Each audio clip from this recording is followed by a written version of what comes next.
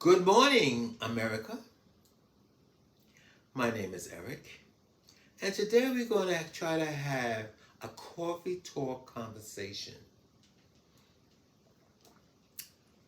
Let's talk more serious about black economics. I've been listening to a lot of YouTube videos on black economics. Welcome to the craziness that lives inside my head.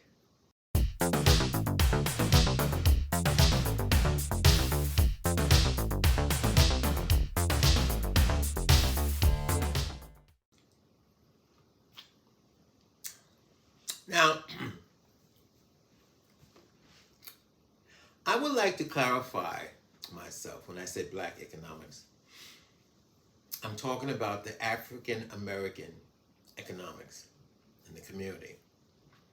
And I was listening to how black wealth, now since they have this thing about they're not gonna, they can't legally forego, your student loan. I had a student loan in 2020. And the way I got rid of it, I wasn't working. I was getting these checks, and my boss was giving me his checks, and I was getting checks from the government. I paid off my student loan. That's how I did it. But the wealth I want to talk about the 1970s wealth. And when being black, African American, whichever, rock your boat, I found it was a wise tale, but it was kind of rumored that gay men had money. I found out to be a wise tale after I really got indulged into the gay community, the black gay community. But yeah, among the blacks that I hung out with when I wasn't out at the time, gay men have money. They look like they always have money. Yeah, so-and-so always got money. So-and-so buy this. Gay men bought clothes. Gay men always, black gay men anyway, they love clothes. They always got new shoes, put taps on your shoes, clothes. And so they always thought that black gay men had money. Now, there was a record came out by the Temptations, I think it came out, Don't Let the Joneses Get You Down, because there was a saying back then, trying to keep up with the Joneses. And I remember that record, and I remember I had a friend who did have all this money, flashing money, when he bought a Cadillac. Well, as time went on, and when you really get to know people, the insides of what's going on, a lot of those so-called gay men or straight men, whoever, who had these Cadillacs and having all these clothes, was living out of their Cadillac. I remember a girl told me, and I said, "Oh, so-and-so, he must got money. He got this." She goes, "He got no money. He has to live in his Cadillac because he got to pay the car payment. He can't got no money for no rent." She goes, "Why do you think he's always at somebody's house, spending nights? He ain't got no place to stay except his Cadillac." And then I realized, okay, when you see somebody with money, you have to step back and think, well, are they working? How are they getting their money? And let's be honest, a lot of people, being that I grew up in the ghetto, those guys who did have all that, most likely was even pimps. They were either pimps or drug dealers. Those are the ones who pretty much had it. But yes, it was rumored that gay men had money. And I know a lot of so-called straight guys wants to have a gay friend, not for sex, because the gay friends, if you have a gay friend, you'll go to his house, and a lot of them came to my house, by the way. He was always going to have the liquor, and always going to have the drugs. Oh, I want to get high. I'm going up to so-and-so house. I know he got liquor. I want to do this. I know they got liquor. But in all honesty, I when I was looking at these YouTube videos on black economics, and the thing that really shocked me, they did a study, I think, and in the black community, you're richer when you're born. You're richer at birth than you are at death, because they blame student loan. They blame a lot of things. They blame because student loan. Everybody, I guess in the black community, I guess they was trying to say student loan is bringing them down. I agree.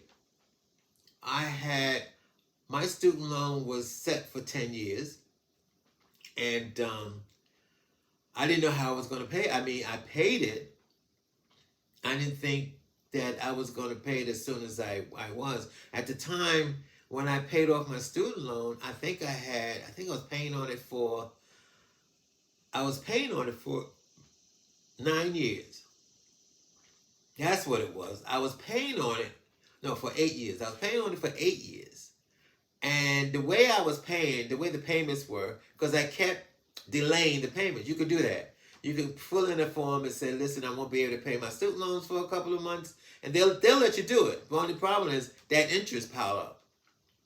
And that's what was holding me back. Because by 2020, I should have had it paid by 2020.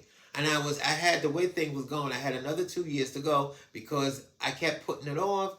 I kept having hardship. I kept getting hardship. I was a massage therapist. I kept changing jobs. So I had to put my student loan on hold for a while. But then when 2020 came, I thought it was my biggest opportunity to get rid of the student loan. And I heard about what Biden was going to do. But I've heard politicians say a lot of things, what they're going to do. I wasn't taking any chances. There was no reason for me to go splurge and buy this and buy that.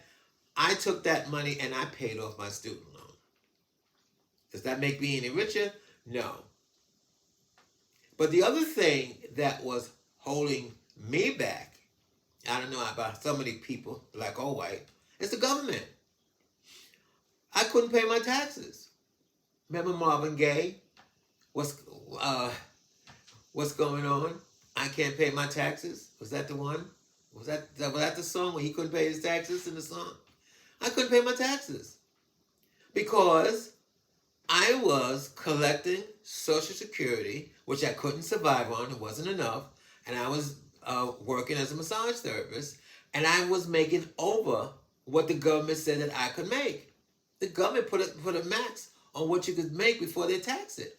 And I kept going over, and I contacted the Social Security, I should say that the IRS. She said, well, have them take more money out of taxes out of your salary, so at the end of the year you don't have to worry about this. And I told the girl, I said, well, how am I supposed to survive? I said, if I go over, and it was a couple of years, I went over what the government said that I could make. 1 year I went over $5,000 of what the government said I can make, still be on Social Security. So they taxed my Social Security check 85%. So I'm like, well, the government doesn't really help you to get ahead.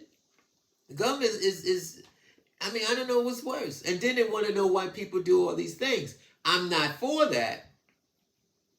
Just because you can't pay your taxes and you can't buy food doesn't mean for you to come and stick a gun in my back and try to rob me. You just got to find better ways to do these things.